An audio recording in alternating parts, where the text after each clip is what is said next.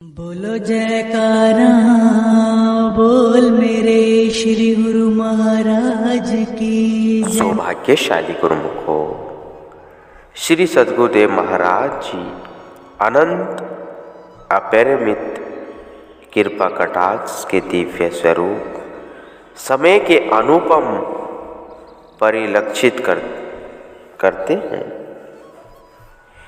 सेवकों पर अहेतु कृपा बरसाते हैं, उन्हें कर्तव्य पथ सुझाते हैं, पग पग पर रक्षा कर बचाते हैं तथा भक्त वत्सलता का विरध निभाते हैं। यही उनकी करुणा सहृदयता के प्रमाण प्रकट हो स्वर्ण अक्षरों में अंकित हो जाते हैं। गुरुमुख प्रेमी जिज्ञासु तथा आध्यात्मिकता के पिपासु इन्हें पढ़ सुनकर प्रेम अमीय रस भरते हैं और स्वयं को आनंदित करते हैं। आपके सेवकों के प्रति करुणा सौहार्द और उपकारों के अनगिनत किस्से हैं। यहाँ तो कुछ एक ही संकलित किए गए हैं।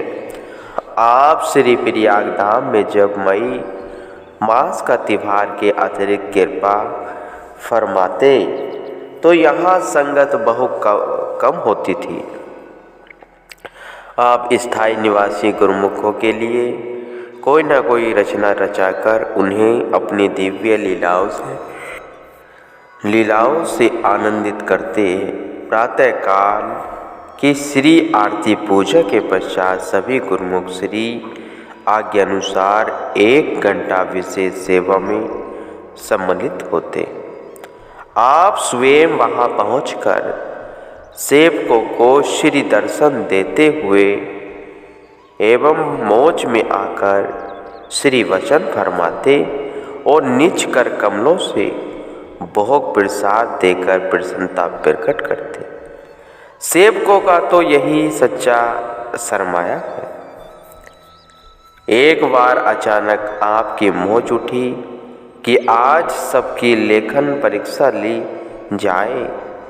आपने सबको पावन सत्संग भवन में पहुंचाने की श्री आज्ञा प्रदान की। निर्धारित समय पर सभी गुरुमुख वहां एकत्र हो गए। आज महाप्रभु जी प्रिंसिपल का रूप धारण कर सुंदर सिंहासन पर विराजमान थे। सभी गुरुमुखों को परीक्षार्थियों की भांति दूरी पर बिठाकर पेपर व पेन दिलवाया। सभी सेवक जन इस विचित्र लीला को निहार कर आनंदमग्न हो रहे थे। श्री वचन हुए, इस पेपर पर आपको संत सहजोबाई जी के 5 दोहे लिखने हैं और साथ में एक प्रश्न का उत्तर देना है। वह यह कि संसार में सबसे कीमती चीज क्या है और कहाँ, और हाँ, सब अपने अपने पेपर पर अपना नाम अवश्य लिखें। सबने श्री मौज अनुसार इस लेखन कार्य को संपूर्ण कर अपने अपने पर्चे श्री चरणों में अर्पित कर दिए। अगले दिन सेवकों को पुनः जब श्री दर्शनों का शुभ अवसर प्राप्त हुआ तो क्या देखा कि महाप्रभु जी ने कर कमलों में गत दिवस के सभी पेपर पकड़े हुए थे। आपने फरमाया कि सबसे कीमती चीज क्या है। इसके उत्तर में किसी प्रेमी ने लिखा है कि श्वास सबसे कीमती है। किसी ने मनुष्य जन्म को सबसे कीमती लिखा है और किसी ने सत्पुरुषों की संगति को। निश्चय रूप से ये सब बहुत कीमती हैं, लेकिन महापुरुषों की दृष्टि में सबसे कीमती चीज है समय। अगर यह एक बार हाथ से निकल गया तो दोबारा हाथ नहीं आएगा। पुनः समय की दुर्लभता और महत्ता का ज्ञान करवाते हुए फरमाया, इस संसार में सबसे ही सर्वश्रेष्ठ और बहुमूल्य वस्तु है समय की कदर करने वालों ने ही यहाँ मान बढ़ाई और सफलता प्राप्त की है। जितने भी उच्च कोटि के शिरोमणि पुरुष हुए हैं अथवा वर्तमान युग में विद्वान हैं, उन सब की श्रेष्ठता, दूरदर्शिता और प्रतिभा का आधार वर्तमान युग में विद्वान है। उन सब की श्रेष्ठता, दूरदर्शिता और प्रतिभा का आधार समय का सम्मान है। उन्होंने अपने समय के एक एक क्षण का गौरव जानते हुए उस परो में योगी कार्य में लगाया। जो मनुष्य अपने अति मूल्यवान समय का एक पल भी व्यर्थ नहीं गवाता और उससे सही काम लेता है, वह अपने उद्देश्य में सफल और विजय होकर प्रगति के पथ पर बढ़ता जाता है। जिनके मन में देही प्राप्ति की इच्छा होती है, जिनके हृदय और मस्तिष्क में उन्नति करने की धुन समाई होती है, वे समय का एक पल भी व्यर्थ नहीं जाने देते। पूरी तत्परता, श्रम और लगन के साथ अपने समय का सही उपयोग करके वे अपनी लक्ष्य सिद्धि में सफल होते हैं और प्रगति कर दिखाते हैं। किसी ने बहुत सुंदर शब्दों में कहा है, हाथ से जाता है तो एक श्वास भी साथ उसके जा रही जिंदगी, कीमती दौलत तेरी लूट रही और तू बेखबर है ए आदमी। ये जन्म यूं ही गंवाने का नहीं, वक्त फिर हाथ आने का नहीं। प्रत्येक श्वास के साथ मनुष्य की आयु भी कम होती जा रही है। यदि यह आयु प्रभु भक्ति के बिना प्रमाद में गवा दी गई तो हाथ बदले कुछ नहीं आएगा।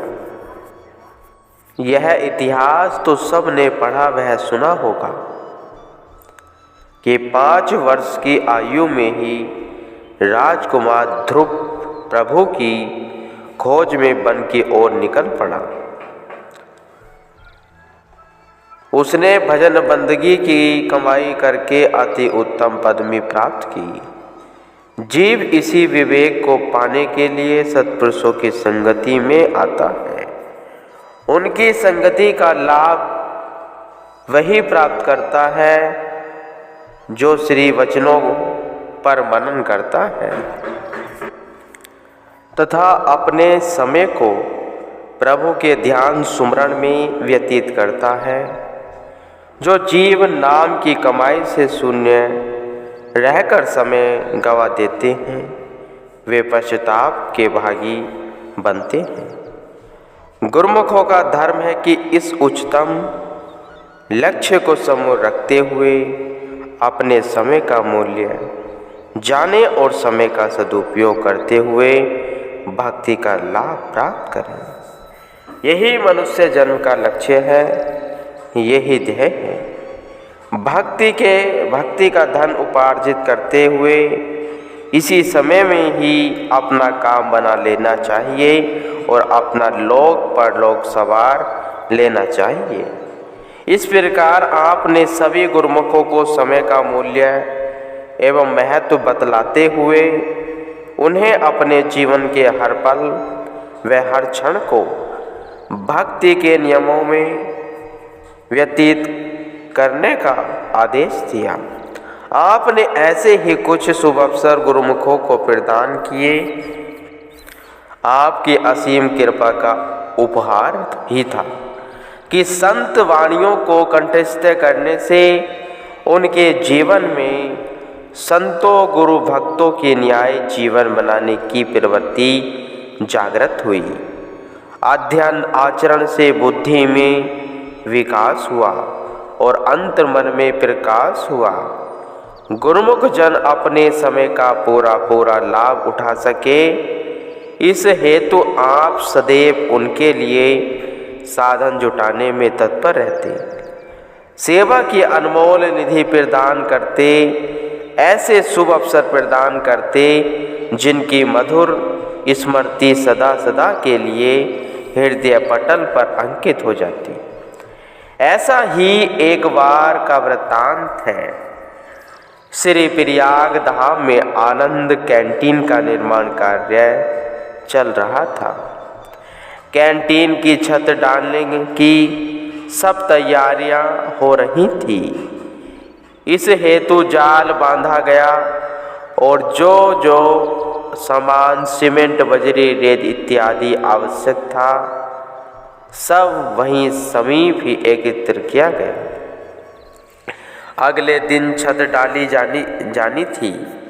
आपने सभी सेवकों को समीप बिठाकर उनमें सेवा का उत्साह भरते हुए पावन वचनों में फरमाया कि हमारी मौज है कि सभी महात्मा भक्त भाइयाँ भक्तानियाँ मिलकर इस कार्य को सायं समय तक समाप्त कर दें। श्री आज्ञा पाते ही सभी सेवक तन प्राण से इस सेवा में जुट गए।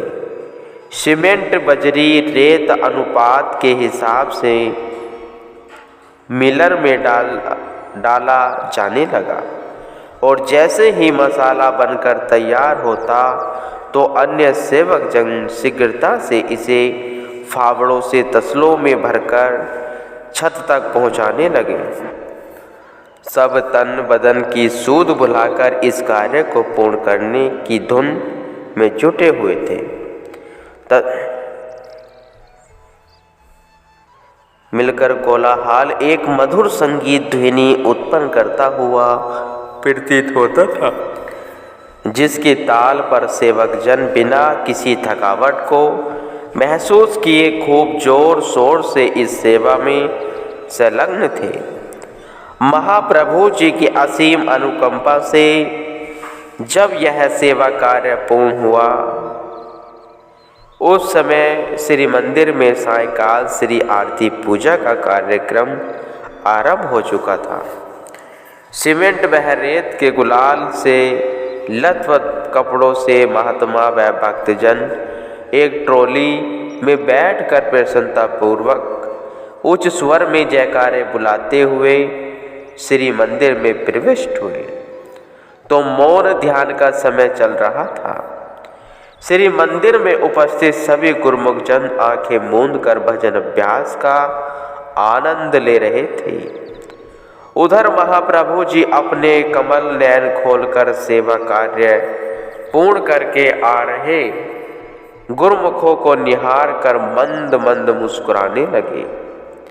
श्री आरती पूजा का कार्यक्रम संपन्न होने के पश्चात रात्रि को जब श्री दर्शन खुले तो महात्मा जी ने अपने सत्संग प्रवचनों में कहा कि आज श्री मंदिर जी का दृश्य देख कर त्रेता युग का एक इतिहास स्मरण हो आया है। भक्त शिरोमणि हनुमान जी माता सीता जी की सुधि लेकर लंका से लौटकर अपने दल सहित जब किष्किंधा नगरी में पहुँचे तो अपनी क्षुधा को शांत करने के लिए वहाँ राजा सुग्रीव के मधुवन में लगे फलों को तोड़ तोड़ कर खाने लगे। प्रहरियों ने जब राजा सुग्रीव के पास जाकर यह सूचना दी तो वे मन ही मन अति प्रसन्न हो विचार करने लगे कि ये अवश्य ही माता जानकी की सुधि लेकर भगवान श्री राम जी द्वारा सौंपे गए कार्य को संपन्न करके ही लौटे। ठीक इसी प्रकार जब गुरुमुख जन श्री आरती पूजा के समय मौन अभ्यास के शांत वातावरण में जयकारे लगाते हुए पहुँचे तो सेवकों द्वारा संपन्न किए गए सेवा कार्य की खुशी में श्री प्रभु जी भी अपने दिव्य नयन खोलते हुए उन्हें प्रसन्न मुद्रा में आशीर्वाद देने लगे। आज मानो वही दृश्य पुनः चरितार्थ हो उठा है। भक्त हितकारी महाप्रभु जी अपनी ही दिव्य मौज से कभी कभी भक्ति के कई गुण तत्वों को अति सरल व्याख्या करते हुए गुरुमुखों को अपने समीप बिठाकर वचन फरमाते। उन सब का वर्णन और संकलन करना जीव की सामर्थ्य से बाहर है। एक बार आपने गुरुमुखों को 3 अवस्थाओं का वर्णन करते हुए अपने पावन वचनों में फरमाया, श्री आनंदपुर दरबार में जो भी प्रेमी गुरुमुख जन शरणागत होते हैं वे अमूमन 3 अवस्थाओं में से गुजरते हैं। गुरुमुख जिज्ञासु को प्रथम बार जब श्री दर्शनों का सौभाग्य प्राप्त होता तो उसके दिल में वह छवि समा जाती। उसका हृदय बार बार उस छवि को देखने की चेष्टा करता है। श्री दर्शन बिना वह व्याकुल रहता है। श्री दर्शन ही उसका सर्वस्व एवं लक्ष्य बन जाता है। वह हर वक्त श्री दर्शन पाने के लिए ललायित रहता है। यही पहली अवस्था है। वह प्रेमी जब बार बार दर्शन करता है, महापुरुषों की संगत सोहबत में बैठता है, तो धीरे धीरे उसे यह विवेक होने लगता है कि मेरे मालिक इष्ट देव की प्रसन्नता किस में है। उसमें यह विचार करने की क्षमता आ जाती है कि श्री दर्शन से बढ़कर अगर कोई चीज है तो वह है श्री गुरु महाराज जी की आज्ञा का पालन। जब यह समझ आ जाती है और बुद्धि परिपक्व हो जाती है तो श्री मुख से निकले प्रत्येक वचन का अक्षरश अनुसरण करना ही उसके जीवन का उद्देश्य बन जाता है। यही गुरुमुखों की दूसरी अवस्था है। इस अवस्था तक पहुंचने के उपरांत जब उसकी जीवन शैली पूर्ण रूपेण गुरु आज्ञा के सांचे में ढल जाती है, तब वह तीसरी अवस्था को प्राप्त कर लेता है। यही परम पराकाष्ठा है। इस उत्तम वह उच्च अवस्था को पाकर उसका जीवन आनंदमय बन जाता है। उसका जीवन दूसरों के लिए एक आदर्श एवं प्रेरणा स्रोत बन जाता है। हम चाहते हैं कि आप सब गुरुमुख ऐसे बने और इन वचनों को सदा स्मरण रखें।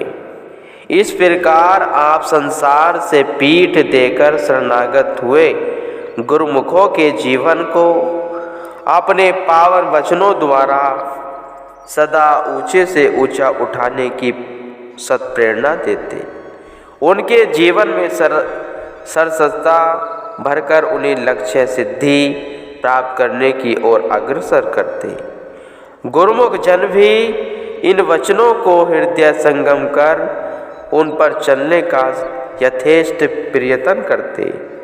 महापुरुष हर समय परमार्थ रत सेवकों को सचेत करने के लिए कई रूप धारण करते हैं।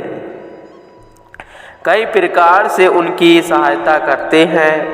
वे सर्वज्ञ अंतर्यामी प्रभु अलौकिक कार्य कर दिखाते हैं।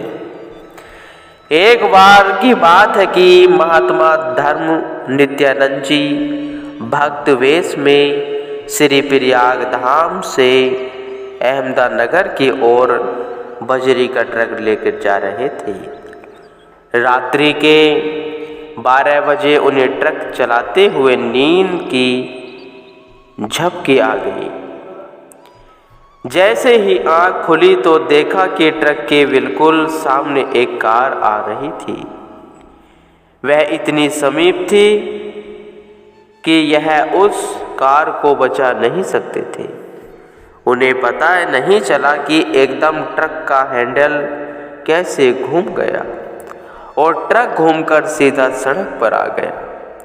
वह कार भी बगल से निकल गई, दुर्घटना टल गई। इन्होंने मन ही मन श्री सद्गुरु महाराज जी की कृपा का आभार प्रकट किया। 2 दिन अहमदनगर में सेवा कार्य करके पुणे श्री प्रयाग धाम की ओर रवाना हुए। इधर श्री प्रभु जी इनकी प्रतीक्षा कर रहे थे। आपने महात्मा परम योगानंद जी से कहा कि जैसे ही ट्रक श्री प्रयाग धाम में पहुँचे, भक्त जी तुरंत ही हमारे पास ले आना। जब ये श्री चरणों में उपस्थित हुए तो आपने फरमाया, अपने सेवकों के लिए हमें सदा सजग रहना पड़ता है। सेवक को भी चाहिए कि वह अपने कर्तव्य को सही रूप में पूर्ण करे। जब नींद आ रही हो तो ट्रक कहीं खड़ा कर दो, थकान दूर होने तक सो जाओ। जैसे ही नींद आने पर भी तुम ट्रक चला रहे थे, उन्होंने उसी समय दंडवत प्रणाम कर क्षमा मांगी। आपने फरमाया कि आज के बाद रात को 10 बजे के बाद और सुबह 4 बजे से पहले कोई भी बस, कार, पिकअप अथवा ट्रक नहीं चलाया करेगा। तात्पर्य यही कि महापुरुषों के हृदय में केवल सेवक का कल्याण ही निहित नहीं होता, अपितु वे प्रत्येक प्राणी के हितचिंतक होते हैं। जैसे कि उस समय कार में बैठे हुए लोग भी सुरक्षित बच गए। गुरुमुख।